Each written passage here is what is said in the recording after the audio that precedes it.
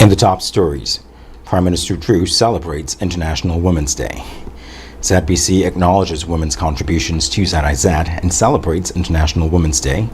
And ZBC staff and board of directors commemorate 65th anniversary with a church service. The details on these stories and more after the break. It's something that you can't put into words. A buzz in the air. From the time you wake up, you're ready to go. The freedom, the fantasy, the fete. To know it is to live it and love it. You have to experience it. If you know, you know.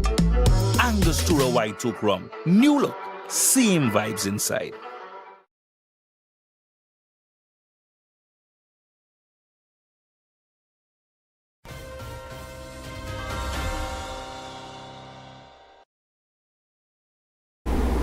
Welcome to the ZIZ Major Newscast. I am Jamie Morris. Prime Minister Dr. Terence Drew has joined leaders around the world in recognizing International Women's Day, paying tribute to the contributions of women in St. Kitts and Nevis. The Prime Minister shared a message on social media Sunday, highlighting the vital role women play in shaping the nation. In his message, Dr. Drew acknowledged the many ways women contribute to national development, from nurturing families to serving in key professional and leadership roles throughout the Federation. He noted that women continue to play an essential part in building and sustaining communities across St. Kitts and Nevis. The Prime Minister also expressed appreciation for the women he works alongside in government and public service, describing them as integral partners in the work of nation building. Prime Minister Drew's statement read, quote, "Today, on International Women's Day, I pause to recognize and celebrate the incredible women who shape our nation every single day, from the mothers who nurture our families, to the teachers who guide our children, to the nurses, entrepreneurs, public servants, farmers, and leaders who help build and sustain our Federation. The contributions of women are woven into every part of our national story," end quote. Dr. Drew added that he is particularly grateful for the strength, wisdom, and compassion demonstrated by the many women serving the country each day. He stated, quote, "To the women of our Federation and across the world, thank you for your resilience, your leadership, and your love. Happy International Women's Day," end quote. International Women's Day celebrates the achievements of women while also highlighting the continued push for equality and empowerment worldwide. In related news, today marks International Women's Day, celebrated annually on March 8th, a day dedicated to recognizing the achievements of women and advancing the call for gender equality around the world. Here in St. Kitts and Nevis, the day is also an opportunity to reflect on the many women who have helped shape our national development, particularly in the fields of media, public service, education, and community leadership. For decades, women have played a vital role in informing, educating, and inspiring audiences across the Federation. In the broadcasting industry, trailblazers such as respected radio personality Jasmine Thomas have become household names, using their voices and platforms to engage listeners and elevate community issues. Another pioneer whose legacy continues to resonate is Claudette Polly Manchester, Order of the British Empire, a distinguished broadcaster and former general manager who helped set high standards for professionalism and public service in the media sector. Their work, alongside that of many others, laid the foundation for the continued growth of broadcasting and communication in St. Kitts and Nevis. Among those carrying that legacy forward is Cheryl Ward, whose leadership and dedication to media and communications have also contributed significantly to the development of the industry and the mentoring of younger professionals. Collectively, these women represent generations of commitment, creativity, and resilience, helping to ensure that the voices and stories of the Federation are heard both locally and beyond. Gavin Bell, Managing Director of ZIZ Broadcasting Corporation, noted, quote, "International Women's Day is an important reminder that the strength of our media industry, and indeed our country, is built on the contributions of remarkable women who have led, innovated, and inspired. We honor pioneers such as Polly Manchester, Jasmine Thomas, Cheryl Ward, and many others who have paved the way," end quote. Managing Director Bell also emphasized the importance of creating opportunities for the next generation of female broadcasters and media professionals, stating, quote, "As we celebrate today, we must also recommit ourselves to supporting the next generation of women in media, ensuring that young women across St. Kitts and Nevis have the training, mentorship, and opportunities needed to lead the future of broadcasting and storytelling in our federation," end quote. International Women's Day is being observed worldwide under the theme of advancing equality and empowering women and girls, a mission that continues to resonate strongly within communities across St. Kitts and Nevis. In other local news, the staff and board of directors of the ZIZ Broadcasting Corporation marked a significant milestone on Sunday, attending a special church service in celebration of the 65th anniversary of ZIZ Radio. The service was held at the Pentecostal Church of God on March 8th and formed part of a series of activities planned to commemorate more than 6 decades of broadcasting in St. Kitts and Nevis. Members of the ZBC team gathered in worship and reflection, giving thanks for the role the national broadcaster has played in informing, educating, and entertaining the Federation since ZIZ Radio first went on air 65 years ago. The service brought together staff, board members, and supporters of the corporation in a moment of gratitude for the station's long-standing contribution to national development and community engagement. Pastor Dr. Ronaldo Bailey, who welcomed the delegation, expressed appreciation for the service that ZIZ has provided to the people of St. Kitts and Nevis over the years. He noted that the station has been an important voice in the Federation, connecting communities and sharing information that has helped shape the nation's history. Dr. Bailey also extended his best wishes to the corporation, expressing hope that ZIZ will continue to thrive and serve the public for many more years to come. Chairman of the ZBC Board of Directors also addressed the congregation, thanking the community for its unwavering support throughout the station's history. And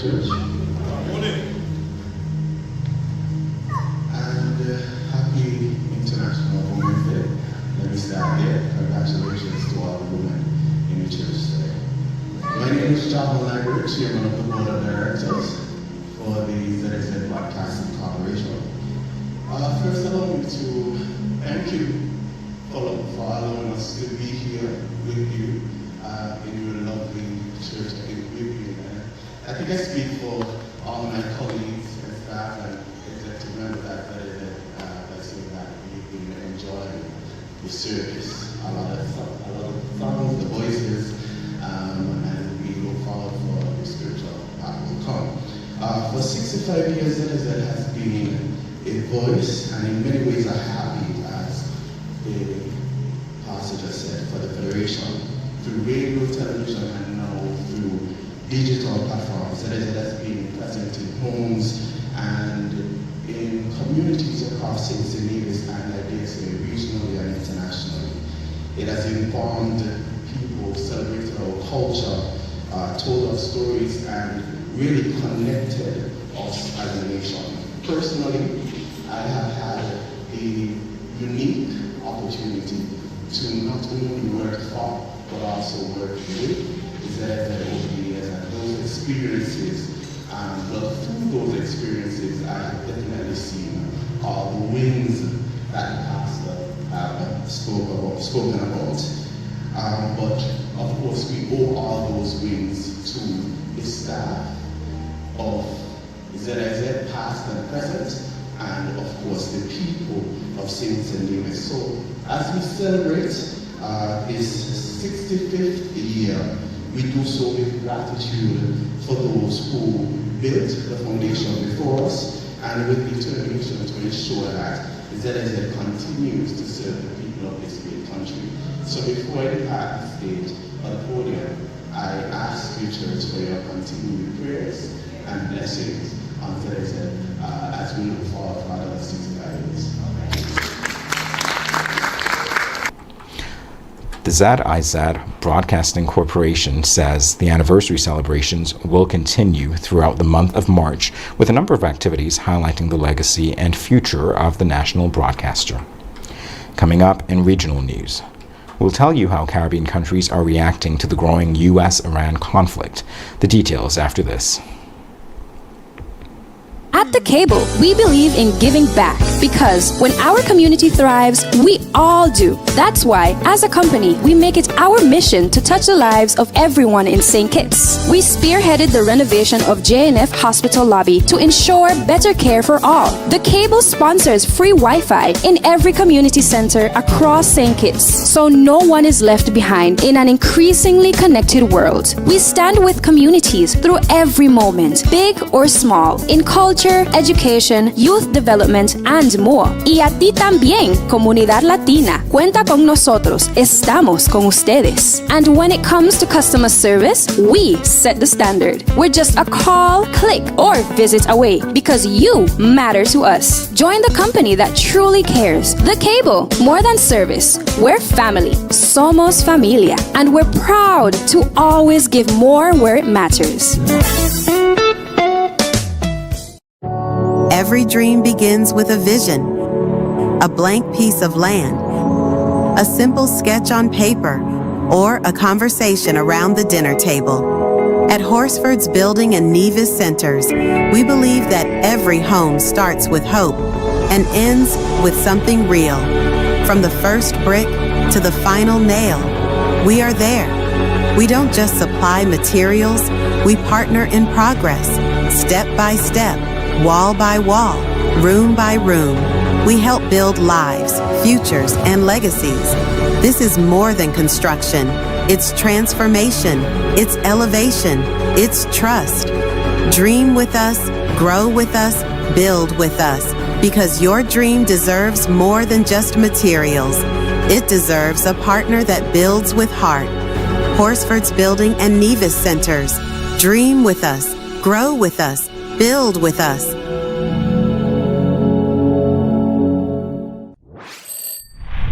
Now loans, cash at the speed of life, so fast you won't believe it. Now loans, cash at the speed of life, right now, right now. If you need cash in a flash with now, no need to fuss, leave it to us. When you need cash in a flash, no need to fuss, leave it to us. Hear me now. When life throws surprises your way, now's here to help. Whether it's for an urgent bill payment, home improvements, or unexpected health expenses, or even that last-minute holiday trip. With Now, you get cash in a flash, approved in just 24 hours. Now loans, cash at the speed of life, so fast you won't believe it. Now loans, cash at the speed of life, right now, right now. A loan product powered by National Bank.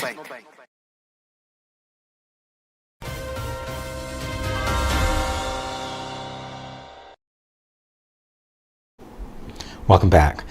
Belize and Trinidad and Tobago are calling on the United States for greater assistance in addressing growing threats from drug cartels and transnational criminal networks.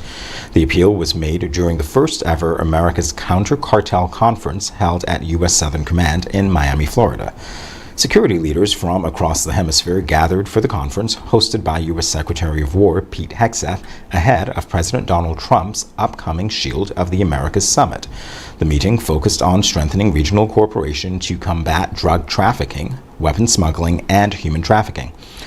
Belize's Minister of National Defense, Florencio Marin Jr., told the conference that small countries in the region are increasingly vulnerable to organized criminal networks operating across borders. He said Belize's strategic position between Central America and the Caribbean places the country along key maritime and overland routes frequently used by traffickers. The National Defense Minister said, quote, "As a small but strategically located nation bridging Central America and the Caribbean, we sit along key maritime and overland routes exploited by criminal networks. These networks traffic narcotics, weapons, and human beings," end quote. Marin warned that cartels are becoming increasingly sophisticated, using technology and exploiting gaps in regional security systems. He stressed that countries must respond with the same level of coordination and urgency demonstrated by criminal groups. Meanwhile, Trinidad and Tobago's Defense Minister Wayne Sturge also appealed to Washington for additional resources to strengthen border security. He said while Trinidad and Tobago remains committed to working with the United States, the country faces growing challenges in combating narcotics trafficking and other organized crime. Sturge said the country has lost thousands of citizens to violent crime linked to narcotics trafficking and warned that limited access to security resources has made it more difficult to secure the nation's borders. He called for additional maritime and surveillance assets to help disrupt trafficking routes across the southern Caribbean. Opening the conference, U.S. Secretary of War Pete Hegseth underscored the importance of hemispheric cooperation in maintaining security and protecting trade routes across the Americas. Regional leaders say stronger partnerships and coordinated security strategies will be essential in confronting the growing influence of transnational criminal organizations across the hemisphere. Several member states of the Caribbean Community, CARICOM, are expressing concern over the escalating conflict in the Middle East, following military strikes by the United States and Israel on Iran and retaliatory missile attacks by Iran across the Gulf region. The developments have prompted calls from regional leaders for restraint, diplomacy, and respect for international law. The United States and Israel carried out a series of strikes on Saturday, citing security threats from Iran. Iran responded with missile attacks targeting Israel and several Gulf states that host U.S. military bases, including the United Arab Emirates and other sovereign nations in the region. According to Iranian state media, citing the Red Crescent, hundreds of people have reportedly been killed or injured as the exchanges continue. International media have also reported that Iran's supreme leader Ayatollah Ali Khamenei was killed during a coordinated attack by U.S. and Israeli forces. Iran's Foreign Minister Abbas Araghchi has condemned the strikes, describing them as, quote, unprovoked, illegal, and absolutely illegitimate, end quote. Meanwhile, U.S. President Donald Trump has publicly urged Iranians to rise up against their government. Within the Caribbean, several governments have responded to the rapidly evolving situation. The governments of Antigua and Barbuda and Guyana have both issued statements calling for renewed diplomatic engagement to prevent further escalation. In Guyana, the Ministry of Foreign Affairs and International Cooperation condemned what it described as Iran's attacks on several Gulf nations. The official statement from the government of Guyana reads, quote, the unprovoked attack by Iran on the Kingdom of Bahrain, United Arab Emirates, Qatar, and Kuwait is unjustified and in breach of international law. The government of Guyana condemns the attacks on these sovereign states and calls upon all parties to de-escalate in the interest of peace and stability in the region, end quote. Guyana also expressed solidarity with the governments and people of those Gulf nations affected by the attacks. Meanwhile, Antigua and Barbuda's Prime Minister Gaston Brown said his government is deeply concerned about the growing conflict. Prime Minister Gaston Brown stated, quote, at this critical juncture, we urge maximum restraint by all actors and call for an immediate de-escalation of hostilities. The expansion of military confrontation across borders serves no enduring interest and places civilian populations at grave risk, end quote. Brown also emphasized the need for dialogue and diplomacy, noting that respect for the United Nations Charter must remain the foundation of international peace and security. In Trinidad and Tobago, the government initially issued a statement advising nationals in the Middle East to take precautionary measures. However, a second statement later appeared on the website of the Ministry of CARICOM and Foreign Affairs, indicating support for actions taken by the United States and its allies to prevent the spread of nuclear weapons. That statement was later withdrawn. Elsewhere in the region, Jamaica's Ministry of Foreign Affairs and Foreign Trade has issued a travel advisory urging Jamaicans to avoid travel to the Middle East. The advisory also calls on Jamaicans currently in the region to remain vigilant and to shelter in place if necessary as the situation develops. Regional leaders say the priority now is to prevent further escalation and to pursue diplomatic solutions aimed at restoring stability in the Middle East. Coming up, a driver killed after fleeing Texas Border Patrol checkpoint in a stolen car and shooting at officers. We'll have the details in a moment. In the sun or in the rain, life's a journey, joy and pain. But NCI's here day and night, always here for you, making it right. Always here for you. With NCI, you've got a friend, always here for you, right here till the very At National end. Caribbean Insurance, you are covered and secure. We're your partner, your protector, your peace of mind. So for home, for health, for life, choose NCI because we're always here for you, always. Always here for you. With NCI, you've got a friend, always here for you, right here till the very end. Always here for you.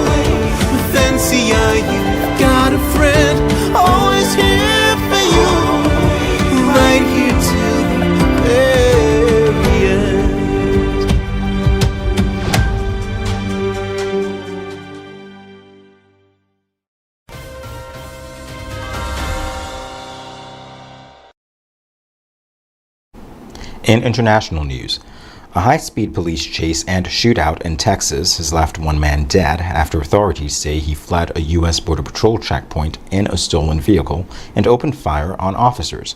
The incident unfolded Wednesday along Interstate 10 near the small town of Kent, about 90 miles east of El Paso. According to the Texas Department of Public Safety, the suspect has been identified as 33-year-old James Douglas McMillan of Wisconsin. Authorities say McMillan was passing through the Sierra Blanca Border Patrol checkpoint when a Border Patrol drug detection canine alerted officers to his vehicle. When agents asked him to pull over for a search, investigators say McMillan sped away, triggering a pursuit involving Border Patrol agents, Texas state troopers, and a DPS helicopter. Officials say the chase reached speeds of more than 100 miles per hour along Interstate 10. During the pursuit, authorities say McMillan began firing shots from his vehicle at both law enforcement officers and civilian vehicles traveling along the highway. Law enforcement officers returned fire while continuing the pursuit. The chase ended roughly 70 miles from the checkpoint after officers used a maneuver to force the vehicle off the road. Authorities say the suspect then barricaded himself inside the vehicle. McMillan was shot and killed at the scene. Authorities say no other injuries were reported. Investigators later discovered drugs inside the vehicle, including what authorities believe may be fentanyl. Officials also confirmed that the vehicle had been reported stolen in Maricopa, Arizona on March 2nd. The pursuit involved multiple agencies, including Texas state troopers, Border Patrol agents, and deputies from the Culberson County Sheriff's Office. Authorities say it remains unclear which agency fired the fatal shot. Investigators say the checkpoint where the incident began is one of the busiest in the United States and processes thousands of vehicles each day. The station also recently installed a new semi-autonomous vehicle barrier system designed to prevent drivers from fleeing at high speed. Authorities say it is unclear whether that barrier was involved in Wednesday's incident. The shooting is now under investigation by the Texas Rangers with assistance from the FBI and U.S. Border Patrol. Authorities say there is no ongoing threat to the public, though drivers were asked to avoid parts of Interstate 10 while investigators processed the scene. In other international news, British Prime Minister Sir Keir Starmer and U.S. President Donald Trump have spoken for the first time since tensions emerged between the two leaders over the United Kingdom's response to the conflict involving Iran. The conversation comes after Trump publicly criticized Britain for declining to join the initial U.S.-Israeli strikes against Iran.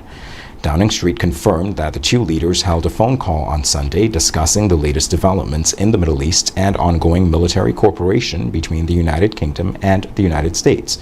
According to a statement from the British government, the discussion also included the use of Royal Air Force bases to support the collective defense of allied countries in the region. During the call, Prime Minister Starmer also offered condolences to the American people following the deaths of 6 U.S. soldiers. The conversation follows sharp criticism from President Trump earlier in the week after Britain declined to participate in the initial offensive strikes against Iran. Trump mocked Britain's potential offer to send an aircraft carrier to the region, posting on social media that the United States did not need allies who, quote, join wars after we've already won, end quote. The U.S. president also criticized Starmer personally, saying he was no Winston Churchill. The British government has maintained that it will not participate in offensive military action, but will provide defensive support to protect allies and British citizens in the region. The United Kingdom has deployed Royal Air Force jets to the region to help intercept Iranian missiles and drones targeting allied countries.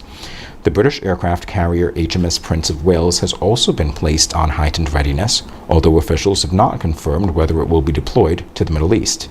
Meanwhile, former British Prime Minister Sir Tony Blair has suggested that the UK should have backed the US strikes from the beginning, describing the United States as a key pillar of Britain's security. But current government officials say decisions about military involvement must reflect lessons learned from past conflicts, including the 2003 Iraq War.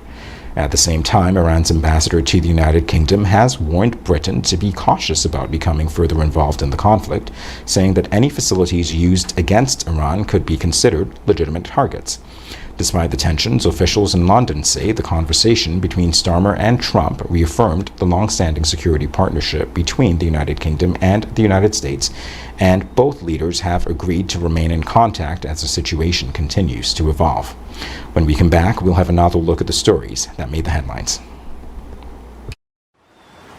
Yeah, man. Another day in the books.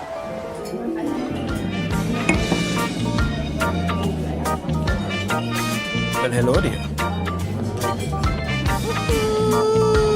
She pretty from head to toe, and are you ready to go?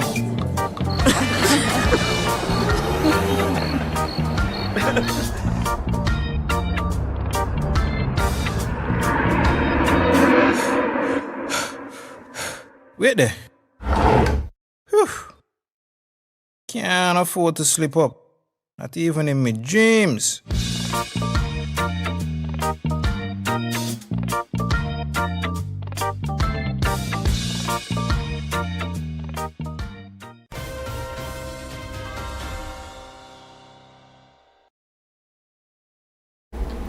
Here's a recap of the top stories. Prime Minister Drew celebrates International Women's Day. ZBC acknowledges women's contributions to ZIZ and celebrates International Women's Day. And ZBC staff and board of directors commemorate 65th anniversary with a church service. That brings us to the end of the ZIZ Major Newscast. Thank you for joining us. I am Jamie Morris.